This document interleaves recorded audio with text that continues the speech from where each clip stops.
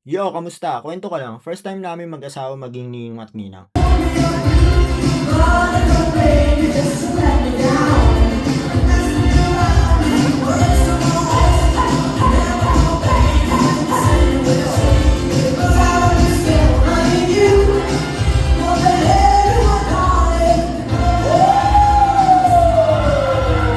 Congrats again, Leia at Adrian.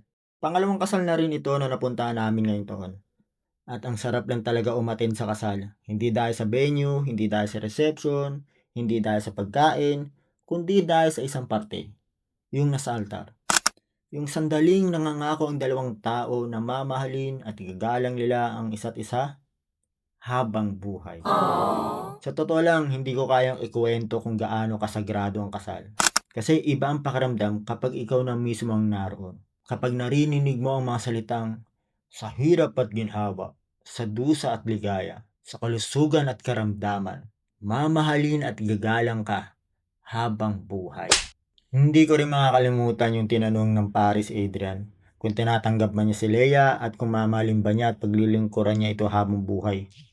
Sumagot si Adrian, Opo, Padre. Tapos sabi ni Father, habang buhay. Alam mo yung parang ni-remind agad siya na, Oy, panghabang buhay na to ah. Tapos nang nagsusuotan na din sila ng singsing. Isuot mo ang singsing na ito bilang tanda ng aking pag-ibig at katapatan. Tapos may pangako din sa aras yung tinatanggap ko ang mga ito at nangangakong akong magiging katuwang sa wastong paggamit at pangangasiwa ng ating kabuhayan. Ang daming pangakong binibigkas sa altar.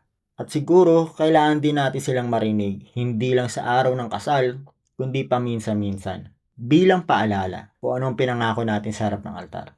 Siguro kung isa sa puso at isa sa buhay lang natin ang mga ito, marahil nga, ang pinagsama ng Diyos ay hindi kayang paghiwalay ng tao.